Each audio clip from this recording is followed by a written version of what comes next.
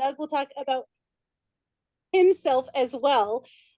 When we get this all started for you guys, number one, we are not tax strategists. We are not certified public accountants. We are not financial planners, but we are investors and we are real estate agents with a proven track record. So we want to make sure that we are showing you some live examples of how you too can do this as well.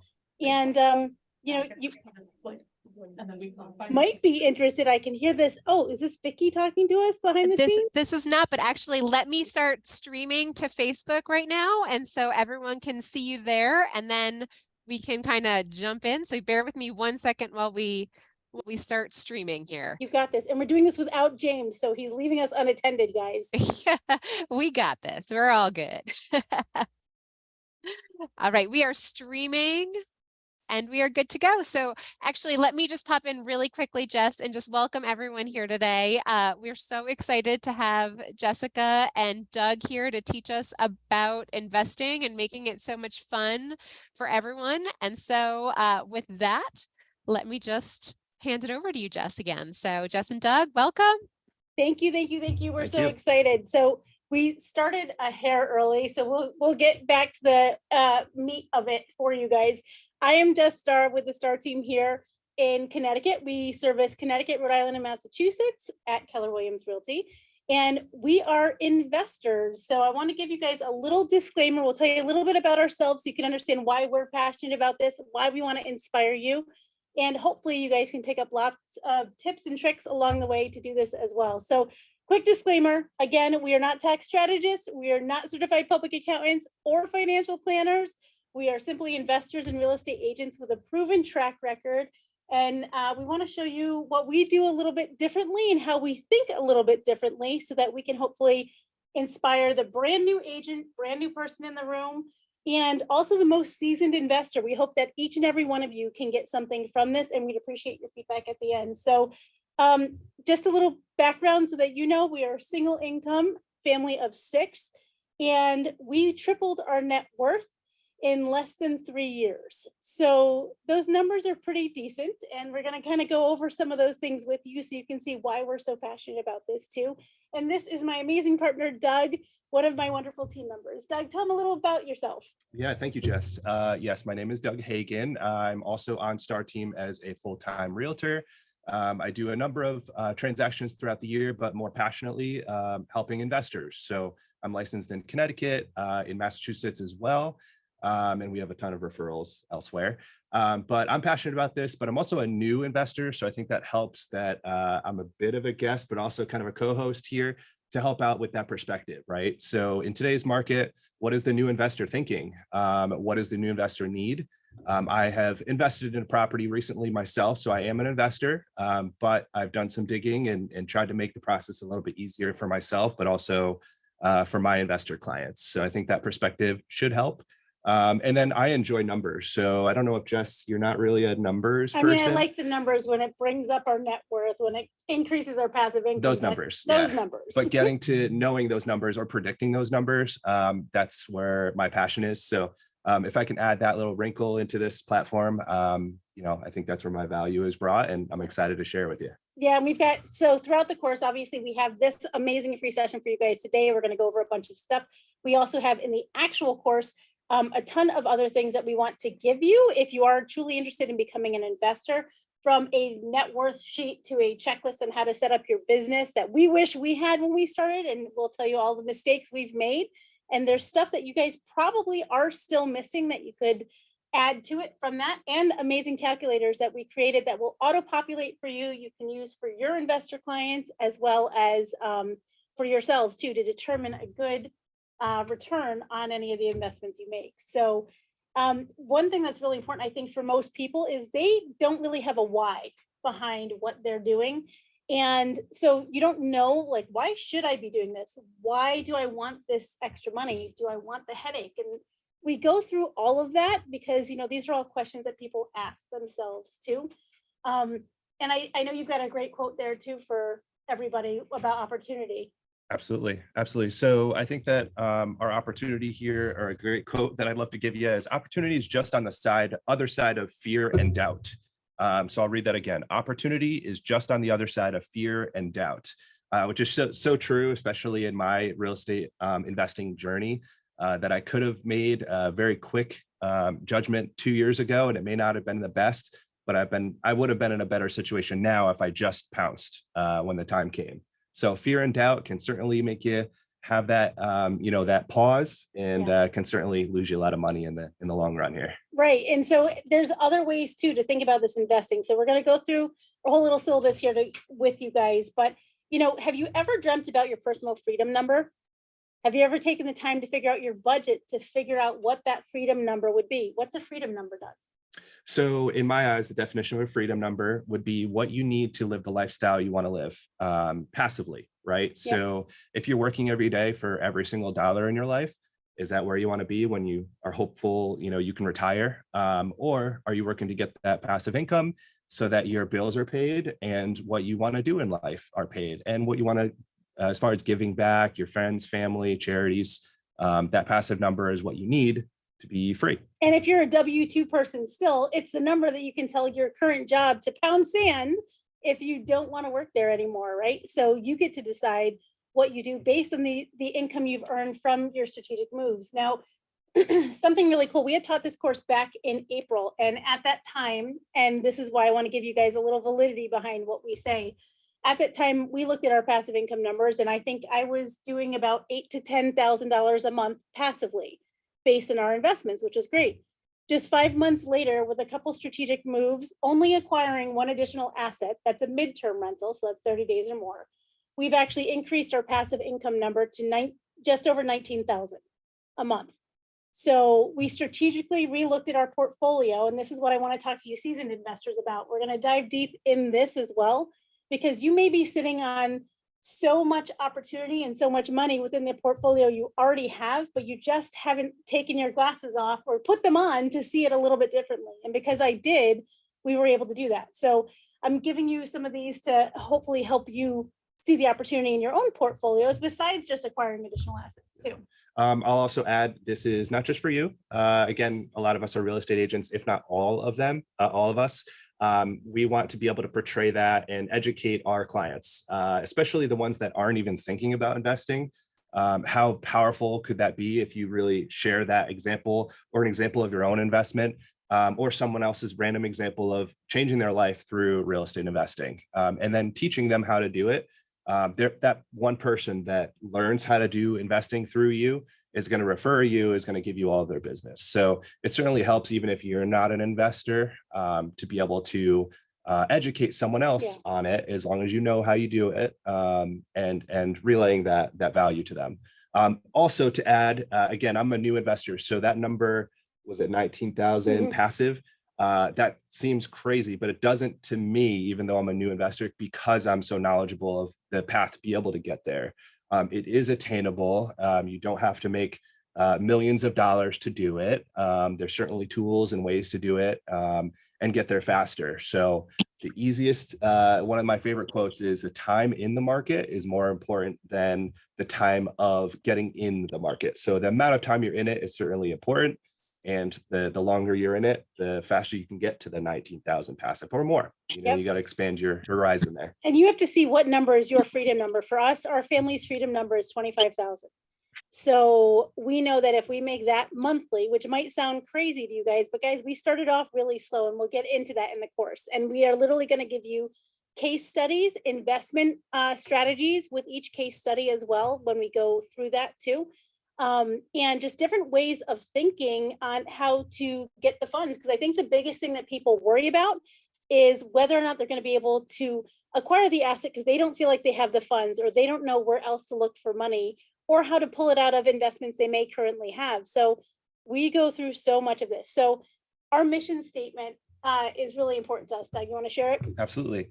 Our mission for Design, Build, Live, which is this seminar, is to make you feel empowered, equipped, and excited to be begin your real estate journey. So those are three important things. One is mindset driven, right? You want to be excited about it. You want to be empowered to do it. So you want to feel like you're able to do it. And then we want to give you the tools equipped so you can actually put those into practice. Very, very important steps. All three, you can't do investing without all three, right? You're not going to pull the trigger. Yeah. And it, really what's most important about this is we sat down and we took months and months to build this, because we thought, what were the things we wish we knew when we had started? What were the things we had failed at that other people could learn from our mistakes? And this is literally your easy button. So I'm super proud of this, and we're so excited to start. So Doug, why don't you share with them, your little analysis paralysis you may have had, and how long it took you to actually decide to get into the market? Because we're kind of a little bit opposite on our investing terms. So we'll go with that. You're reminding me of the amount of money I lost. So thank you. So I actually, just a little backstory on my first investment property, and only so far. I purchased, actually, I got under contract 12 months ago, I think yesterday, and closed last October. This was something that I had been thinking about 5 years ago, but analysis paralysis is true and it's real. Most of us probably have it. And, you have that fear of just putting your money in the wrong spot, or, not knowing if it's going to work or if it's real. If all of these people teaching about real estate investing, is it true? Or are they trying to sell a course, or is it real? Right. So I did a lot of analysis, obviously. I did a lot of numbers, tried to pull what type of properties I want. I didn't really have a mentor or a class like this to teach me very quickly the base knowledge I need. This was prior to joining our team. This is prior to joining our team, so not Jess's fault by any means. And then I joined our team here, Starr team, and end of 2020. I'm sorry, 2021. So coming up on 3 years now. Yep. Now that's important to know, because from that point, it was a fast process of knowing what Jess had done, understanding and seeing what she's doing every single day. So offloading properties, managing properties, what type of properties she had purchased, and what she's making cash flow wise. All of that was kind of an open book, which I think not many people have. So learning that and putting that into practice, I was able to quickly, I would say within a 6 to 9 month period of learning that knowledge and then actually pulling the trigger on a purchase. We bought a short-term rental in Vermont, so out of state, which we can talk about in this session a little bit, and then more in depth later on. But it's a newer type of investment relatively. There's been short-term rentals, but it's very popular now. So I needed to make sure it's not going to be saturated, right? So a lot of people are thinking about short-term rentals now. So a lot of paralysis there, but knowing the right agent up in Vermont, knowing how to figure out my numbers was important. And then Jess is really, really big on structuring your business and making sure that what you keep is important, not just what you make, right? Yep. So structuring it liability wise. If you guys didn't write that down, it's super important. So this is something I tell everybody. People think, oh, hey, I made $100,000. I made $1 million. Yep. Did you? Or it's not about how much you make, it's about how much you keep, right? So in the class, and today we're going to touch on a bunch of points where we teach you how to actually keep more money and make more money. I'll give you a couple quick examples of that too, because it's really, really important. And if you're strategic with it, you actually can make so much more from just one asset by specifically using certain tax strategies, certain write-offs, and ways to depreciate things as well. On top of repositioning what that property might be. You might have a long-term rental right now, but if you looked and there's not an opportunity in your market for short-term, or there's not a lot of opportunity for midterm, 30 days or more, you may go, hey, wait a minute, this might be a great opportunity for us. So, we'll talk to you about that too. So Doug, how did you, when you first started doing this, obviously we coached for a while on it, you started looking, you had everything lined up, your calculators, everything done, which was great. And finally, I kind of gave you the push, but you also, did you do it by yourself? I did not. There's a reason you asked me that, because I actually did a little bit differently. I wanted to invest as fast as I possibly could. So what I did is I didn't wait until I had 25% to be able to put down. I partnered with a couple people that I trusted and knew, and made sure we're on the same page so we can purchase this property, which allowed me to essentially leverage that rest of that down payment, still have ownership in the entire asset, and have a little bit of help with managing it too. Mm-hmm. So again, I am grow your net worth and grow my net worth. So the earlier start, like I mentioned, the earlier you start, the faster it is to where you want to go. Yeah. And I see we have some questions in the chat. So we're going to actually answer a bunch of the questions at the end too, but just to give you a little background in this, I've owned 9 properties. We could own a ton, and it depends. When we go through the actual course, we go through types of properties, the pros and cons of each one, different types of financing on the properties that you could use, and getting super creative on it. I don't do subject to, but I do seller held notes on occasion. I saw somebody ask me that because I want to be above board, and I don't want to ever have banks or institutions come after me for anything because they could if you're doing subject to sometimes. So because I don't know enough on that, I haven't dove into that, but I do have some. The property we're sitting in right now, which is a mixed use building, is in fact a seller held note. So the bonus on that is that it never shows up on my credit report. So you can have up to 10 finance properties on your credit report. This one never shows on mine because somebody else holds that note for me. So kind of cool on that. And I do have LLCs for everything that I do. I am in fact creating a holding company right now, which we'll go into that too. And that means when you have a certain amount of assets, you want to protect them at an even higher level. So we're going to have a 2.0 version of this too, that goes into cost segregation studies, 1031 exchanges, and holding companies and partnerships, and becoming investors by actually being the bank for other people. So, hey, you want to invest, Doug? There's other opportunities to find money. Maybe you want to talk to somebody you work with and see if they're willing to invest, right? So there's a bunch of things like that that we're going to go into too. So just trying to answer some of those questions for you. We also have a whole list of books that we've used that have educated us, and we'll guide you with that stuff too. So we want you to tell us your why so we can show you how and help be your coaches and your guides into doing this real estate investing, because it's really truly not about how many doors you have or how many properties you have. In the end, it's about the money that you're maximizing on those properties. Because you might go, hey, yeah, I could buy $200,000 properties, and there's nothing wrong with that. Jimmy and Linda McKissick did just that, right? And they created an amazing portfolio and an amazing life with that. But that might be a lot of work too, right? You might not want to self-manage it, and the return might not be as big because of interest rates. Maybe instead you choose to invest in an Airbnb property, right? And you're going to spend a little bit more money, but if you buy based on location or amenities, or can put those amenities in, when you have a premium product, you get to command a premium price. Good example is when I converted my beach house to an Airbnb property this year. We actually did it mid-June, and we paid off our entire mortgage in 52 nights of rental. So that was starting it very late in the season for Rhode Island at the time. It's pretty good. We did all right. So now our beach house is free, you guys. How cool would it be to be like, hey, wait a second, we've got a vacation property on the water and it's free because somebody else paid it off for us. And by the way, that wasn't the only thing. We made sure to do a cost segregation study on it.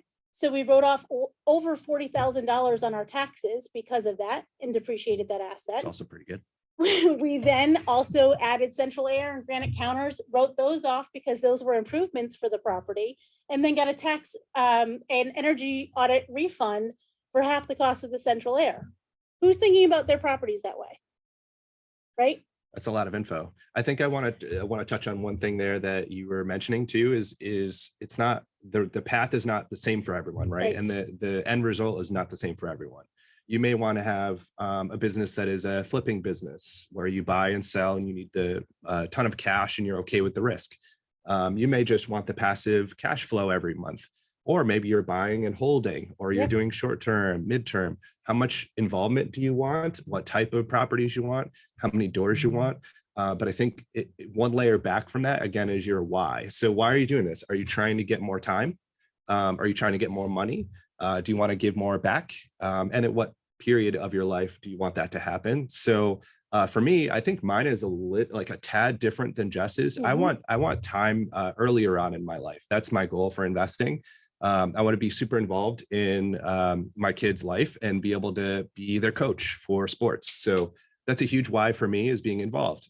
So having that passive income makes me feel a little bit less stressed from being unplugged from my non-passive income, right? So that's actually a good point you make too. So with the passive income, he mentioned being less stressed. You know, what do we talk about so often on James's call recently, right? Everybody's stressed, the market shifting, everything's changing, right? Different ways to prospect, different ways to do things. And when we think about it, I remember talking to my coach one time and I had said to him, I'm like, Sajik, listen, I don't know why if I had, $10,000, $100,000, $1 million in the bank, that I would think that that was enough. And I'm not saying that with arrogance with anything else, but I know how quickly a business can spend the money and I know how quickly a market can shift. And he said, the reason you were thinking like that is because your passive income number isn't high enough a month. So it makes you think like that. And all of a sudden it was a light bulb moment for me. And I thought to myself, wow, you know what, he's right, because I don't know exactly at that point what I could count on passively. So clearly you've seen the change since 2020, we have literally tripled our net worth. And our net worth wasn't small to start. So to be incredibly proud of that is an understatement. And I do, like James said earlier, get embarrassed sometimes to share those things, but I want you guys to know that, there's validity behind what we're saying. And we have a way that we can help you get to these same numbers too, which is kind of cool. So I'm going to put on my glasses and I'm trying to read the chat from a distance. So please excuse me if I can't. Doug will have to help with some of that. It's a little small. Anyways, I see one of the questions there. Did you say you pay off your mortgage on your beach house? Yes, 52 nights of rental paid for our mortgage for the year, which was kind of cool. So, and that was only starting as of June 15th. And the reason I started was because we actually went with James Shaw on a vacation that was way too expensive in my mind. And what definitely worth it and fun, but I wanted to feel better about it and have something to pay for it. So I actually had done that through changing a couple of properties. We have another one that we can use too. So just to kind of get into some of the meat and potatoes of it here, I want to make sure that in our class, one of the things that we want to talk about is the design portion of it. What type of real estate investor do you want to be? Now, we touched on it briefly. You could buy 20 houses at $200,000. You could buy 100 if that's what you want. That's fine too. For us personally, I don't want to have 100 different properties, but I want to make a certain income from the properties because I want to have less headache, right? And I want to have the tax advantages as well. So I want to have that passive income number. I want to have the tax savings so that when I get that money back from the cost segregation studies, I can then go and reinvest it into other properties. And I know that sometimes the higher priced properties or sometimes the properties just in more premium of a location will command a better price. So it's always about location, right? You can always fix what's inside. You can't always fix the outside. So location is number one. And then those tax savings again are so substantial that people forget to add those in to what their total income is, because really it is massive. So we're going to go through some of that with you. So in the design section, what are we going to talk about? Well, in terms of designing, you want to make sure to know what type of criteria you're looking for. She said already, things like location and price point. Is it a single family? Is it a multifamily? Is it more than 4 units into commercial real estate, right? Also, what type of property, what type of income you're looking to get? Are you doing a long-term rental? Are you doing a short-term rental, a mid-term rental, or a mixture, or flipping? Or are you looking to get something that's not on a busy road and it doesn't matter which other criteria there is? Sometimes too, people will also have this thing that I think they forget often. You start off and you might say, like, when we first started, we had a 4-family we bought with a partner too. That was our first investment when I was 27 years old. My husband had a traumatic accident when he was in his 30s and fell 16 feet out of a firehouse ceiling and broke his back. And the day before, I found out I was pregnant with our 3rd child. So we had our life change, and luckily he's here, right? But I got very scared to continue investing because it was truly down to one income then, and my income was nowhere near what it is today. And I had just joined Keller Williams. I had been at Berkshire Hathaway for 7 years before that. So it was really scary to me. But when we finally started investing even more, and we really dove deep starting in 2020, which is crazy because of the craziest years we've had, right? And we bought additional single family properties. We made one of our primary homes another investment property when we moved to the next home. We have a couple of different condos. We have a beach house. We have a mixed use property. We've had multifamily properties. So we have the gamut, and we've been trying to diversify so we could actually not worry about the market changes, if that makes sense. So we diversified in type of property. we diversified in location. And when I say type, I mean condo, multifamily, single family to mixed use. And then we diversified in states, Rhode Island, Florida, and Connecticut. So we also diversified with long-term, short-term, and mid-term rentals. But we did this over time. This wasn't all done in one day. This was done over years, and we might have done 2 to 3 in a year. But when we did that, that income we brought in actually helped us qualify more for additional properties. It brought down our debt to income ratio, if you can believe it. So that was great. So your journey, obviously you're at a path at a different stage, right? So some of us may just be starting to think about investing. What year did you buy your first investment property? My first investment was 2007. Okay. When did you buy your second? Well, so my second actually happened in 2013. The primary house we bought originally in 2005 became our second investment property in 2013 when we moved to a bigger primary home. Okay. So that's maybe a 6-year difference. How about your third and your fourth? Our third and fourth was 2020. We bought a single family home, and then we bought a beach house in Rhode Island in 2020. Okay. So then there's a little gap there, but then you moved fast. So once you started getting some cash flow and you got a few properties under your belt or converted the properties, yep, then you're able to get a little bit more to play with. So we did. We bought a condo the next year. We yep, paid off another house. We paid off another house because I was a big fan of not having a ton of debt. So when we do this, we don't choose to have a lot of debt, only because I always worry if something happened to me, my husband has to be able to afford it. Yep. So then so we you can bought move this faster. and, yeah, you can move. It depends on how risk averse you are. But I think my point there was you had a path that's very similar to a lot of investors. It's an exponential graph, right? So you start, and as long as you get started, your next one may take a little bit, but as time goes on, the more investments you get, the more you can get faster. And then as you get to, you wouldn't even grasp it, but if you get to 10 doors, the path from 10 doors to 100 doors is maybe faster than the first 10. Once you start and you remove the fear and you just feel the excitement and do it anyway, as long as those numbers make sense. We were under contract in another beach house. We were going to close in October. And we chose not to because of flood insurance quotes, because of needing a new septic system and a few other things that showed up, but we were unemotional about it. So if you can choose and figure out how to be unemotional because you have these calculators, because you know what risk you're taking, what you're not taking, it becomes easy, which sounds crazy, but it's true. And I'm living proof of it because I was the most fearful person to do it. As you heard me say, I don't like having debt, right? What investor says that? Like, most investors know you have that debt, somebody else is paying it off, right? However, I like to be smart and I like to have my little nest egg to make sure I'm taking care of people. We are a one income house. I mean, there's a few incomes coming in, but Yep. So there's that. Yep. I will also add, so in terms of your investment journey, like, start when you want to start, be very comfortable. You don't want to jump in and be scared at the same time. But knowledge is going to get you less fear and less doubt. So I think that's our main point today, is to make sure that you're getting past that, or understanding yourself and learning more about yourself so that you can go out and potentially do this if you wanted to do it, right? Right. It's a lot about mindset. That's really where it is. Yeah. And again, so if you have the tools, if you're able to put it into practice, you're able to compete with a lot of investors, or maybe outsmart them or outspeed them because you have these tools, which is going to help you. And I give the example a lot of times is stock day traders, right? Yeah. If you're just someone sitting in your house and trading stocks, how likely are you to beat out Wall Street and Right. all these bigger funds that are diversifying and very knowledgeable? Highly unlikely. It's almost gambling. Right. So you don't want to gamble. I mean, you can if you want, but it's probably not a good chance of return on investment.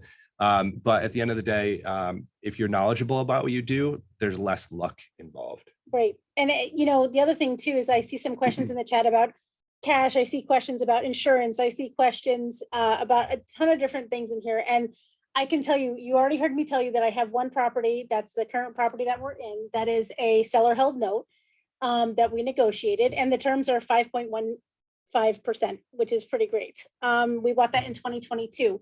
The other thing that's really important is we got creative with some of the other financing. When we bought the 2 houses in 2020, we chose to use whole life insurance. So this course, we're going to dive really deep on this kind of stuff too, if you happen to have a whole life insurance policy. And if you don't, hopefully you have term to protect your family, and you call your insurance provider to convert it to whole life, no matter what it costs, because you can actually use that as your personal bank to fund your investments too. And then you're paying yourself interest. You're never paying a bank interest. How does that sound? So wait, I just made money on my money, and if something happens to me, my family still gets the payout, less whatever I borrowed. How many people knew that an insurance product could actually pay for investment properties, almost like cash value?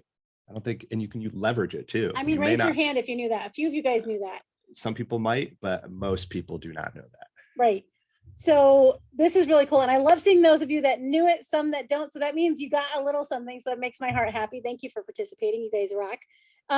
So how about the build portion? What should I know before I invest? In our build section, the class is design, build, live, right? Mm-hmm. So build is really understanding the people that you need, the platforms you need, and the products you need so that you can build out your systems, right? So what type of financing would you need to make this happen? Or how much cash do you actually need to make this happen? Yep. What people you need to make this happen? There's different people you definitely need throughout the process from start to finish. You need an agent, obviously, but you also need to know the contractors. You need to know the property managers, the pricing specialists, especially for short-term rental investing. There's certainly a number of things to know in terms of getting ready to invest, what tax strategies you might want to utilize. If you already have an investment property, knowing how to relieve yourself of some of the tax liability by maybe transferring some of that equity over into another property, 1031, which we can definitely go into. Yep. There are all these different tricks, as we mentioned about whole life. There's more than just that one trick. There's a ton of tricks that are not common knowledge that are part of our build class. And that's going to be able to teach you all the things and all the tricks. So it's almost like playing Monopoly with some cheat codes and it some literally cards feels you get. like Monopoly, and, you guys. It gets so fun that our children are now looking for investments for us.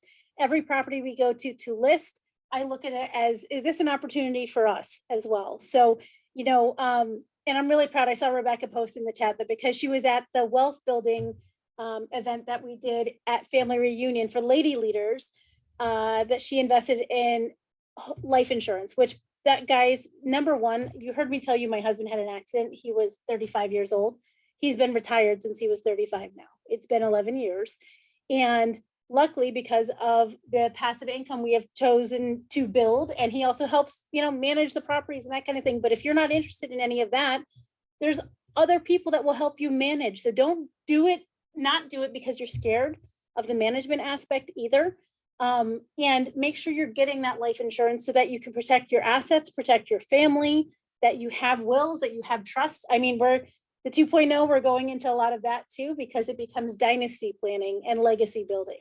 So it's really very important to me. And it's obviously something I focus on big time with my team. And almost every single team member we have is now an investor too. So It's my goal to get every one of them to do it. I'm looking at Steve. It's fine. So another thing that joining Starr team I had never done before was utilize a net worth tracker. Raise your hand if you've ever used one before. Hopefully, but if not, that's a huge tool that you'd be able to use and truly gives you a glimpse into how much you are worth, right? Obviously, you may be in the negative, which is totally okay, but it's better to know. We're going to be able to provide that to you in our session 2. A spreadsheet to be able to use to give a glimpse into your life, what assets you have, what debts you have. But as you look at them too, you can literally reposition those too, because it's on paper in front of you. You suddenly can go, wait a second, if I pay this off, if I refinance this, and that increases your net worth and you don't even realize it. There's giving a glimpse and really putting all the cards on the table. You don't realize how much you're putting into random stuff that don't matter. Your cable provider for TV and changing that to a streaming service or nothing. Changing what you invest in terms of podcasts. Are you investing in, a rom-com podcast, or are you investing in real estate investing and mindset driven things that could change your net worth eventually? Which, by the way, we do have a podcast coming out soon, so we'll let you know. It's called Radical Impact. That's a plug. Mhm. So at the end of the day, you can certainly piece and cut here, but also add here and grow your net worth pretty fast in that first exercise. So I've learned a lot doing that, and in just the last couple of years, I've seen a difference. And previously, it just kind of been floating in Yeah. space, not knowing where I am and how to get there. So Until you truly know your budget and the why behind wanting those numbers, whether it's to be debt free, to pay off certain things so that you don't have that stress. Because the biggest cause of marital disputes and divorce is, in fact, money finances. and Yep. finances. So making sure you get this in line is so super important. And that's something for me that I never wanted as an option with our family. So we have a ton of questions in here too, and we're going to get to them after, just so that you guys know. Last thing, in the live portion, what else are we going to talk about? So we're going to put these things into practice. So live is actively using the tools that we've given you. So what criteria you're looking for, putting that into practice. Which properties can we find? Are they right investments? So are they going to meet our return on investment minimums that we need? Or the appreciation percentage we need, or the cash flow that we need? Those are the things that we're going to use to show you how to put those into practice. And then basically finalizing those purchases, or teaching your clients how to finalize those purchases and putting them and structuring them the right way. So it's living it. It's living as an investor. At that point, you've gotten through the mindset, you've gotten through the fear and the doubt potentially, and you're able to really put it into practice. And that's the fun part, because then you start becoming a shopper with the ability to shop, right? We're not just at Target with $5 thinking we're going to come back with a lot. We're actually there with some leverage and maybe someone else's money or yours, and being able to come back with some things that are going to better your life. So the cool thing is, when we go through this too, I want you guys to know some of the pitfalls that you might have with different types of investments. I want you guys to also think of some of the pitfalls you might have with your own stinking thinking. So when I say that, there's a bunch of investments I passed up on because when I first started investing, I had a minimum standard, and I'm very, I don't know, stubborn, let's use that word, on standards. So I wanted to make $1,000 a month from whatever property I bought. And if it didn't make $1,000, I wasn't doing it. I know Jimmy and Linda McKissick, their standard was $200,000 house that was a brick home with public utilities, and they wanted to net $200 a month, right? But for me, to be worth it, I really wanted it to be just making sure that we focused on that $1,000. Now, how many properties do you think I passed because it didn't make $1,000? A lot, and I bet they were close to the 1,000. Oh, yeah, I was so. And I had a friend of ours, I think it was either Emily Duarte or Ginger, that came to talk to our team on our Momentum Mondays that we do. And literally, when she said, I'll buy it, and because I know the rental amounts go up every year, I literally I say this to people all the time, and only when you said this did I hear this. So think about it. If my standard was $1,000 a month, but it would normally go up $100 the following year, or $200 the next year, I missed out on so much opportunity because I didn't take it making $700 or $800 a month. Yep. And I think to myself, oh my gosh, we would have been so much further along. And now I think about it, that house, so our house on Deepwood, it was our primary home we bought in 2005. Like I said, when we moved up to the bigger house in 2013, it became our second investment property. It's a single family home. Well, 2013, it rented for $2,200. This year, it'll rent for $3,100. It's a good return. Not so bad, right? Yeah, it's pretty good. It's also a bonus that it's paid off. Yeah. So we make a pretty hefty return on that, and that's a long-term rental, right? So it's just repositioning, being willing to go up on the rents when you need to go up on the rents. If a tenant moves out, do improvements so that you can get more money for that property. We're going to talk about all of that. And when we go through how to set up your business correctly too, with the checklist, it's kind of amazing, because I think to myself, how many things I didn't know when I set up my LLC, when I set up my businesses. And it was like, I have a really funny story, because I got an email one day and they said, hey, you need to file business entity tax for the state of Connecticut. And I said, great, what's that? Well, nobody told me. And that it was a simple little fee. It probably was only $20 or $30, but I hadn't paid it for like 5 years because I didn't know it was something you paid, right? So and that could have been so much worse had I not gotten that email. So anyways, there's that. And I see one of the questions here, how do you feel about investing out of your state, even out of the country? Do you use a property management company? Yep. I'll let you start with that. Mine is out of state. I definitely use a co-host company. So there are different options in the short-term rental space. The co-host option, I utilize Evolve Management, may be well known. They are, I believe, national, but they co-host in terms of pricing, booking, communications, a lot of the marketing. And the only thing that I'm held with is restocking and like repairs. So if there are any damages, then getting a contractor out there. But if you want to do the full-on property management, there are certainly other ones for short-term rentals. But out of state, highly recommend you probably leverage that out so you're not, driving or thinking too hard, and making sure to leverage your time. You could probably use it a little bit better elsewhere if it's out of state. Right. So, the other thing for us, we actually property manage ourselves. We're also starting a property management company here because it kind of just makes sense. We won't be property managing ourselves for long because leverage is really important in life. But like I said, because my husband is home, he had a license in heating and air conditioning. He makes a great property manager too. So that's why he does a lot of that. And the bookings for me are actually kind of joyful. I love customer service and I absolutely love creating and curating an experience, especially when it's somebody that's a short-term rental or a midterm rental. So that's what we do with that. Steve has some questions for us too. And we're also going to go through, by the way, how you find the deal, how you calculate the deal, and really dive deep. So I see some of these questions that are asking this. The full course will have that because we don't have enough time for all of it today. But it is really phenomenal when we get into that and how to think differently, how to get that money, because again, Doug said he partnered with people so he could buy a bigger property, so he could also have less risk in the property. I partnered with somebody on the four family we did. His was Airbnb. So just think about that too. And yes, I have a stellar accountant for write-offs and depreciation and all those things. I have cost segregation people. This class will help get you started. We'll touch on a bunch of that, and then we'll dive even deeper with some of those people in the 2.0 version that we have coming out after this as well. So I highly suggest you take both of them. And the stuff that we've put into it and poured into it is tens of thousands of dollars and hours that we have spent educating ourselves, practicing it ourselves. And yes, the calculators in the course are shared with you as well. So you get the calculators, you get the checklist, you get the net worth tracker. We give you some homework because you need to figure out what your why is behind all of this. So it's really a big deal. And I see Vicky answering for us too. So thank you. Yep.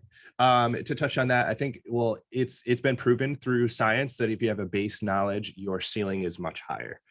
So having this is going to be able to give you a higher ceiling, a chance of getting more net worth and reaching your why. So if that means time, if that means money, this base knowledge is going to get you there much faster. I also see Shannon asked, are you using pure cash and profit from your business to make these investments, or are you burning it?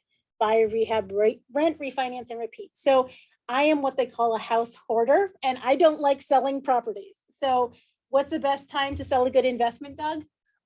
More than often, never. Never, especially with the, who would have thought 2020 would have happened. Exactly. So I actually don't do that yet. I'm sure I will at some point. I have only ever sold one property we bought, and that was the four family. And it was a great investment. We had a great return on it monthly. However, I sold it. And any idea what some of the reasons behind selling it would be? I know the answer to this because you're asking me and I know the situation. So in many situations, and maybe the capital investment that you have to make. So, if a roof needs to be done pretty soon, or a boiler, or a whole new remodel to really get it up to the times and get the rental value you're looking for. Those are certainly things you may want to think about on the verge of those costs.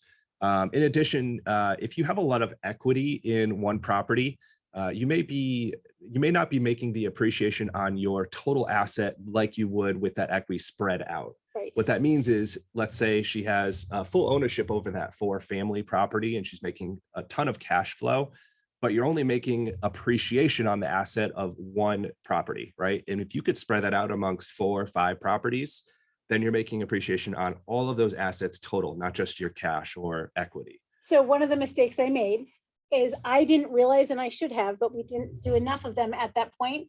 I didn't realize that I should have set up a 1031 exchange agent prior to closing on the 4-family.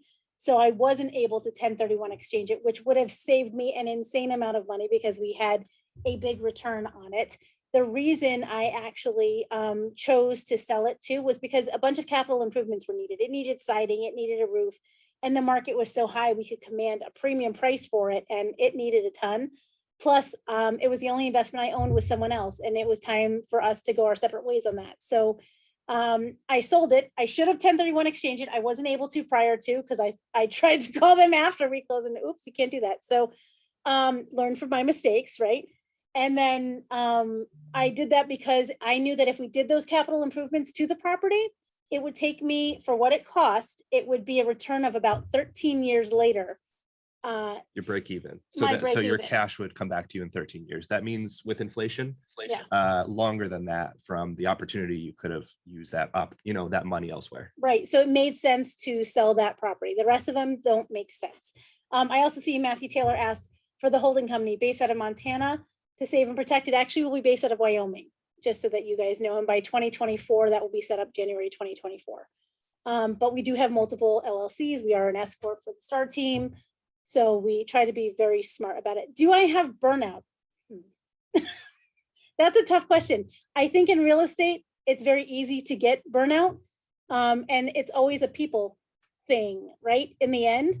So whether the people we're surrounding ourselves with, the people we're communicating with, and we are working with client-wise, the other agents that we're working with client-wise, that can sometimes lead to burnout if you don't watch your schedule and your calendar and protect your time and your health, which is something that I work on all the time. I got sick a couple weeks ago because I wasn't doing it. So I know when I get sick, it's because I haven't honored my time. And because this Airbnb portion of our investing doesn't feel like work to me because I genuinely love it, I don't actually realize how much I've been working with that. So that can be the challenging part too. When you find something you love and you're passionate about, it doesn't feel like work. It's not always sunshine and rainbows. No. But as a whole, you really want to make sure that you do have a passion for this, or you have a base of knowledge that you enjoy as a part of real estate investing. Because if it's all boring to you, this is going to be tough for you to do every single day or think about. Yeah. And someone taught me this way back. You might have.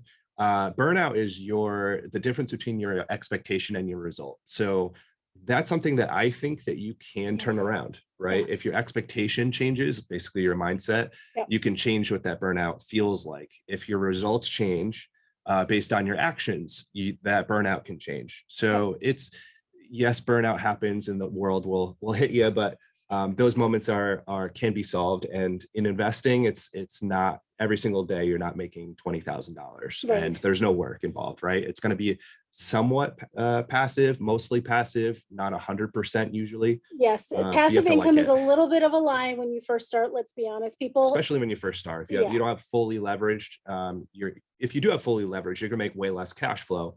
So you probably want to start on your own doing a lot of the things. But yes, it's not fully passive usually. Right. And so you have to learn, but I truly think it's very important for people when they start investing to give themselves a shot at managing it, give themselves a shot so they can really learn. When they're also, if you're a real estate agent and you're working with investors, you need to be able to guide them. And what's great is that we have real world experience to be able to do that. And it's really crucial for us to be able to give them our feedback, give them our honest experiences too, because it makes you more authentic, more relatable. And that is something that's very important to us. So I see, can you 1031 a flip? Yes, with a good 1031 and intermediary to assist as long as you rent it out. So you can, but I definitely talk to those 1031 exchange people. That is not my forte. Obviously, I forgot to do it beforehand. So don't come to me for advice on that, but we will definitely have more info on that from experts that actually do it.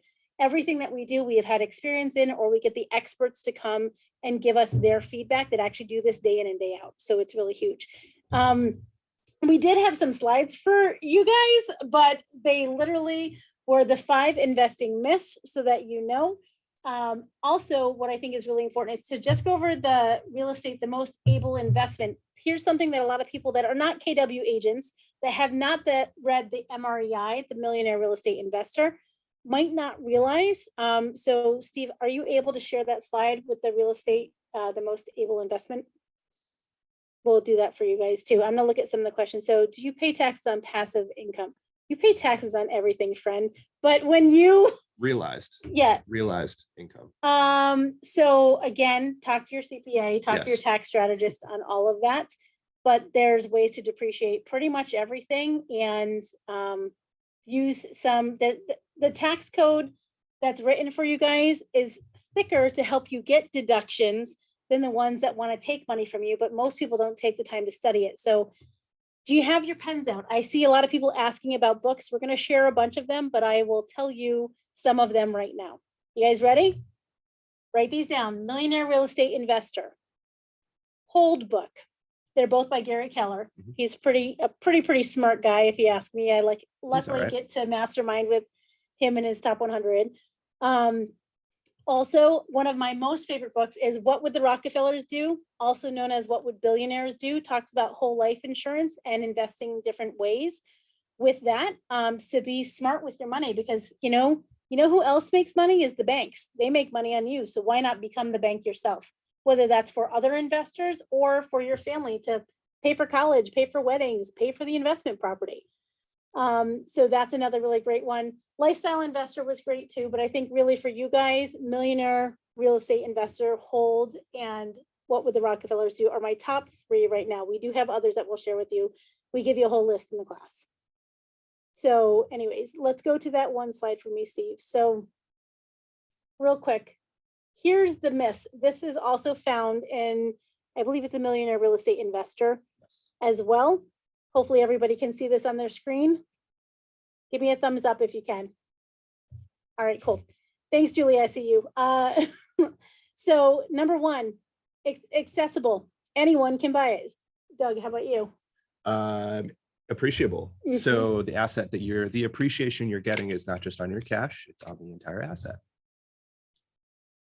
Rentable, cash flow, making money while you are sleeping.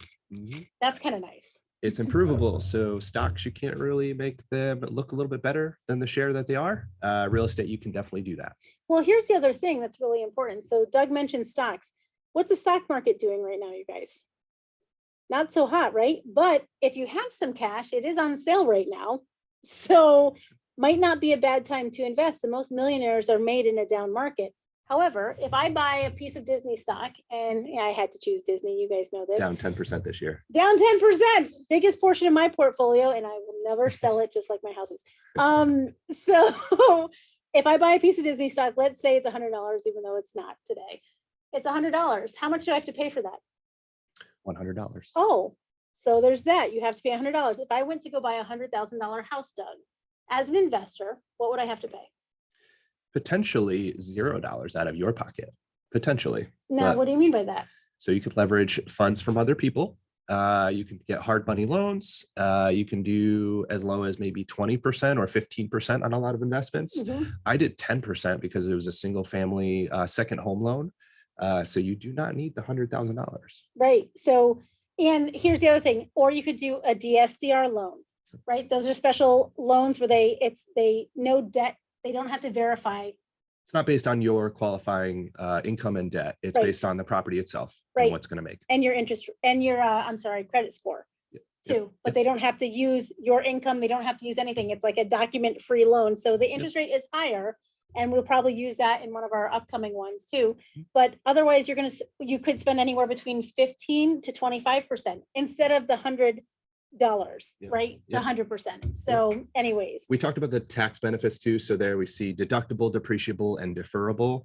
All sound very similar, but they're very different. And you can use all of those on real estate, which is unique to real estate versus a lot of other investments out there. The other thing is it's stable, slow to rise and slow to fall most of the time compared to every other asset. We have so many people, financial planners included, getting out of I-bonds.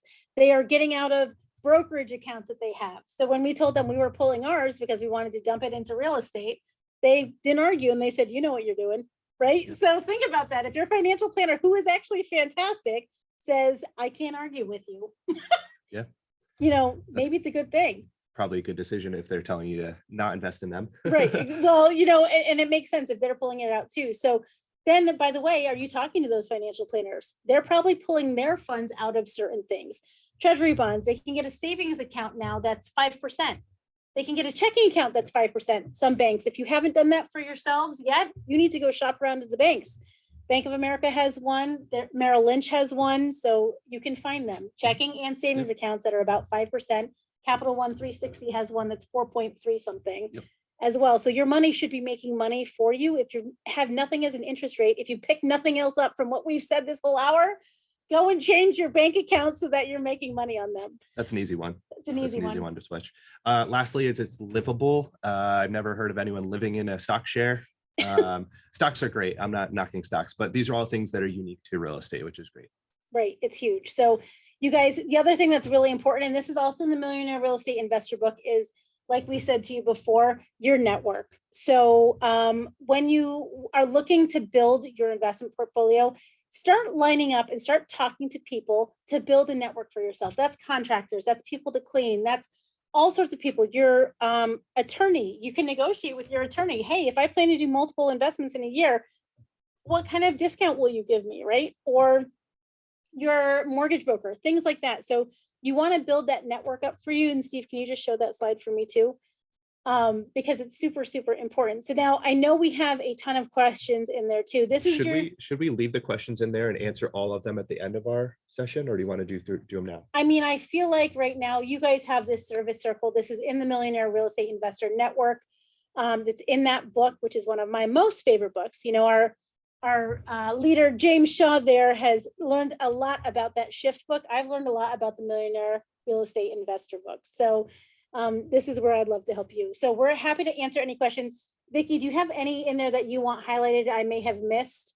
You have been doing an awesome job of hitting them, but I am curious. People have been asking about investing out of the state. How do you feel about that, and out of the country? So if we could hit on that a little bit, what your comfort level is and what you recommend, that would be great. And just to give a heads up, we have about 4 or 5 minutes left in this session. It's going fast. No problem. We have time. So we'll do whatever you guys want. We're ready. Do you want to talk quickly on yours? Absolutely. I think out of state is your highest chance of maybe making more cash flow, or maybe being an better investment.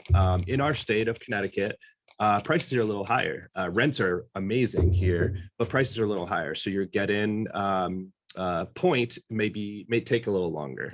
I went towards Vermont for a vacation property. I enjoy going there myself. So I had some knowledge, and it's not too far. So it's about 2 hours from my house.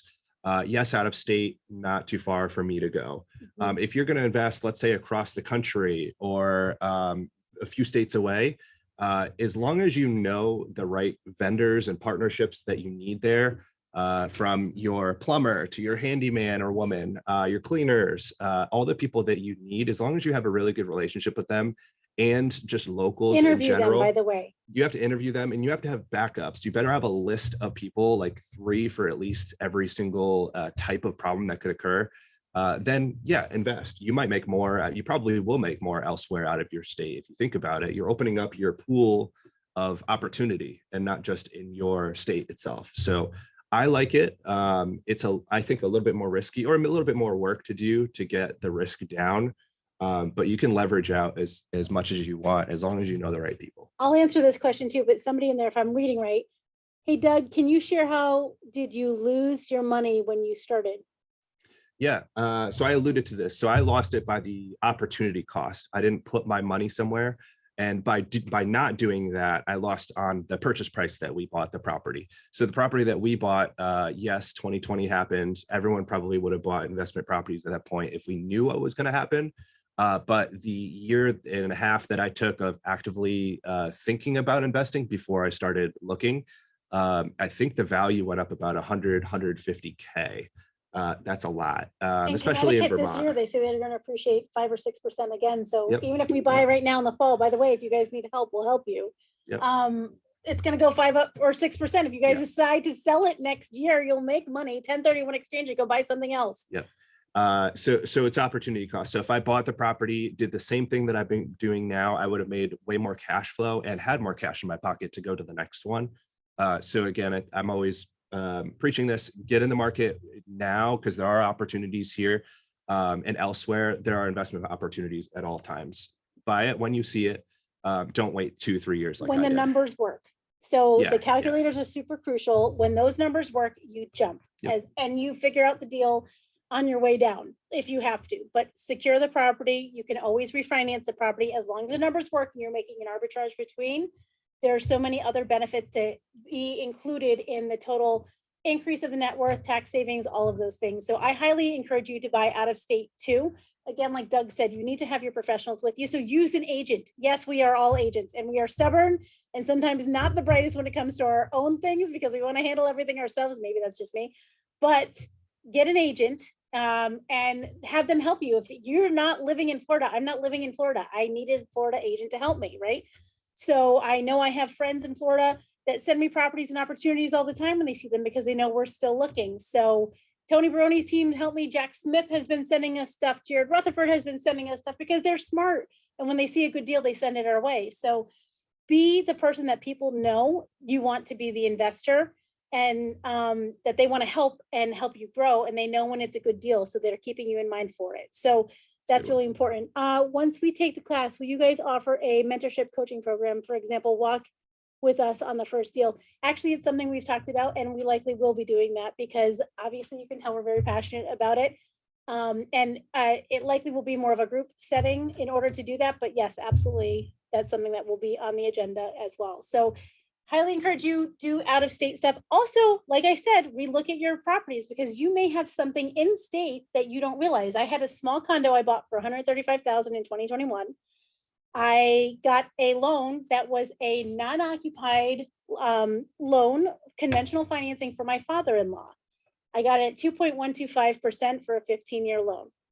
Pretty phenomenal, right? He passed away in December, unfortunately. So we were going to put it on the market about $2,350 to $2,500 a month, which is crazy. It's only a 2-bed, 2-bath, but that's what we can get in our town right now. I happened, because I'm doing the midterm rental in St. Pete, to look at what an Airbnb would go for in our town a night. And it was about $150 for a really crummy place. And I thought, that's not so bad. So what if I just times that by 30 nights and made it a 30-night minimum? So guess what, guys? In my own town with a tiny little condo that I had, because I chose to look at it differently in June when I did everything else before our trip, I ended up renting it for 5 months at $4,500 a month. We fully staged it, put everything in there like an Airbnb, $4,500 a month. My payment's $1,039. So that's a pretty good return, right? So I'm telling you specific numbers because I hadn't thought differently. So people like Orly, who has 22 doors, Orly, it's really important that you maybe take some of those doors and go, wait, let's reposition some of them. So we're not counting on only long-term. Maybe we're going to start looking at them and go, hey, this one could be a midterm. This one could be a short-term based on what the complex allows. If it's a condo, our condo allows 120-day rentals on that one. In St. Pete, it's 30 days. So think about what way you can reposition what you currently have to do that. So the course is going to talk about all this. I hope you guys got a ton of info. We're talking super fast and I know it.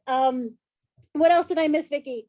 I think Jess, you basically covered everything. I just think that we should just make sure that everybody knows that this class will be available after we hang up here. It'll be on Pivot so everyone can rewatch it again because there's so many good pieces of advice in here, and that we'll be making sure that everyone has access to the link to sign up for your 3 sessions that start next Thursday, because I mean, who doesn't want to go deeper onto this stuff? This stuff is amazing. So you guys, and you can get so passionate when you do it. Like you can see how passionate I am about it, and it's not fake. Like this is me. This is what we do. When I get you guys to do it, we did the class, we had 15 people in it. We made it very small so we could practice it in April, and we had people already invest and so excited. And I just said to Doug, I'm like, we literally are changing the trajectory of people's lives. Absolutely. So what you learn in this course, you are to take and you are to go teach your community.